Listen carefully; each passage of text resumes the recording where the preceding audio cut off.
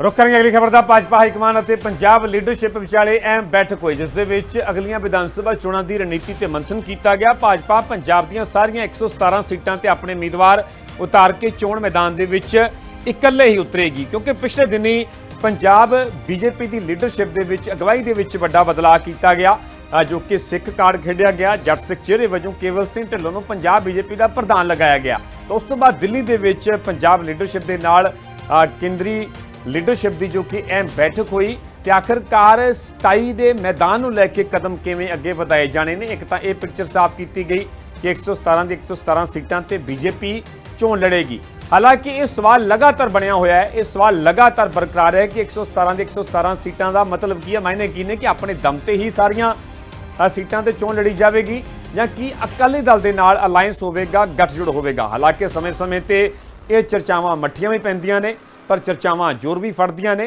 पर इस दे विचाले ये मीटिंग अपने आप दे विच बहुत अहम कही जा सकती है।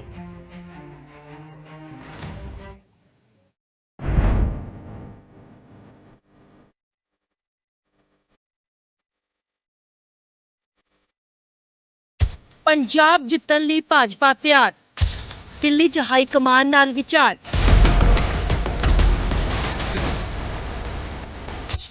अकाली दल नाल गठजोड़ तो इनकार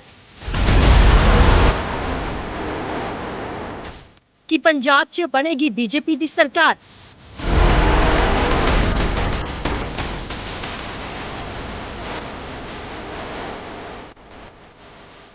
दो 2027 ਦੀਆਂ ਚੋਣਾਂ ਤੋਂ ਪਹਿਲਾਂ ਪਾਰਟੀਆਂ ਪੰਜਾਬ ਦੀ ਸੱਤਾ 'ਚ ਕਾਬਜ ਹੋਣ ਦੇ ਲਈ ਪੂਰੀ ਵਾਹ ਲਾ ਰਹੀਆਂ ਨੇ। ਪੱਛਮੀ ਬੰਗਾਲ ਜਿੱਤਣ ਮਗਰੋਂ ਪੰਜਾਬ ਦੀ ਵਾਰੀ ਦਾ ਨਾਰਾ ਦੇਣ ਵਾਲੀ ਬੀਜੇਪੀ ਦਿੱਲੀ 'ਚ ਹਾਈ ਕਮਾਨ ਦੇ ਨਾਲ ਹਾਈ ਮੰਥਨ ਕਰ ਰਹੀ ਹੈ ਅਤੇ ਪੰਜਾਬ 'ਚ ਆਪਣੀ ਸਿਆਸੀ ਜ਼ਮੀਨ ਤਲਾਸ਼ਣ ਦੀ ਕੋਸ਼ਿਸ਼ 'ਚ ਲੱਗੀ ਹੋਈ ਹੈ। ਸ਼ੁੱਕਰਵਾਰ ਸ਼ਾਮ ਨੂੰ ਇੱਕ ਹੰਗਾਮੀ ਬੈਠਕ ਦੇ ਲਈ ਤੁਰੰਤ ਨਵੀਂ ਦਿੱਲੀ ਵੀ ਤਲਬ ਕੀਤਾ ਗਿਆ। ਮੀਟਿੰਗ ਦੇ ਵਿੱਚ ਪੰਜਾਬ ਦੇ ਪ੍ਰਧਾਨ ਕੇਵਲ ਸਿੰਘ ਢਿੱਲੋਂ, ਸਾਬਕਾ ਪ੍ਰਧਾਨ ਸੁਨੀਲ ਜਾਖੜ, ਅਸ਼ਵਨੀ ਸ਼ਰਮਾ ਤੇ ਹੋਰ ਆਗੂ ਇਸ ਮੀਟਿੰਗ 'ਚ ਸ਼ਾਮਿਲ ਹੋਏ। ਅਕਾਲੀ ਦਲ ਤੇ ਬੀਜੇਪੀ ਦੇ ਗਠਜੋੜ ਦੀਆਂ ਚਰਚਾਵਾਂ ਨੂੰ ਬ੍ਰੇਕ ਲਗਾਉਂਦੇ ਹੋਏ ਭਾਜਪਾ ਨੇ ਕਿਹਾ कि सारियां 117 सीटां ते इकल्ले चोण लड़ी जाएगी। नाल ही साफ किया कि बीजेपी इकल्ले चोण लड़न दी अपनी रणनीति नूं अंतिम रूप दे चुकी है। बीजेपी प्रधान केवल सिंह ढिल्लों ने पुष्टि की कि पार्टी पंजाब च मौजूदा आर्थिक और समाजिक संकट तो बचाउण दे उद्देश दे नाल डबल इंजन सरकार स्थापित करन लई सारियां 117 विधान सभा सीटां ते इकल्ले चोण लड़न दी योजना बना रही है।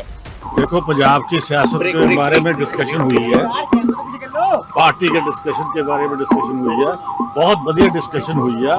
संगठन पंजाब में तो हमारा एक ही मुद्दा है डेवलपमेंट का। हमारे 22 स्टेटों में राज है, वहाँ पे विकास हो रहा है, उसी स्टेज पे हम कर रहे हैं। बीजेपी की कोशिश रही है कि पंजाब में चुनाव में जीता जा सके, लेकिन पहले गठबंधन में थी, अब आप बोल रहे 117 विधानसभा पे हम तो 117 सीटों पे ही तैयारी है। 117 सीटें पूरा डट के लड़ेंगे और जीतेंगे।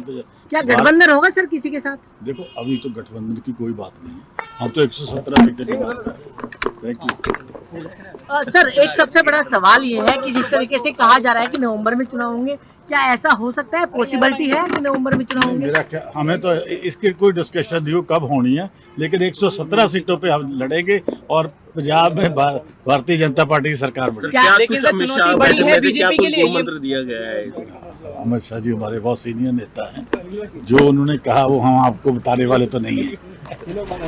उते भाजपा आगू मनप्रीत सिंह बादल ने कहा कि बीजेपी पार्टी पंजाब यूनिट की जो बैठक थी वो माननीय होम मिनिस्टर साहब और हमारे जो बीजेपी के प्रेसिडेंट नितिन नबीन जी, उनकी क़यादत में ये मीटिंग आज हुई और पंजाब के दरपेश क्या मसले हैं और इन मसलों की इनका हल या इसकी दारू क्या है।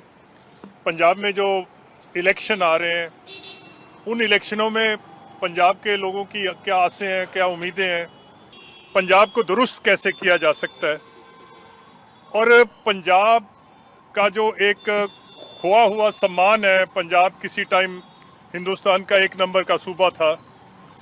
पंजाब की जो वो शान है और वकार है, वो वापस कैसे बहाल हो सकता है। इन बातों पे 2-2.5 घंटे जो है वो पार्टी प्रेसिडेंट और होम मिनिस्टर साहब के दरमियान जो है वो बातचीत हुई और बड़े खुशगवार माहौल में हुई। और इस मीटिंग से जो पंजाब यूनिट है उसको बड़ी आस और बड़ा जोश मिला है और ये भी फैसला हुआ कि 117 सीटों पे पार्टी जो है वो चुनाव लड़ेगी। अगली सरकार पंजाब की हो और जो सही में जो डबल इंजन जिसको बोलते हैं, डबल इंजन का जो नारा है, अगर किसी स्टेट में कामयाब हो सकता है तो वो पंजाब है, क्योंकि पंजाब के हालात इस किस्म के बने हुए हैं। तो आज की मीटिंग का यही विषय था। जब 117 सीटों पे बीजेपी तैयारी करेगी और ये जो चुनाव है ये बड़े जोश से और बड़े एक किस्म के उत्साह से लड़े जाएंगे। बीजेपी पार्टी की पंजाब में सरकार बने, ये हमारा मुद्दा और उद्देश्य।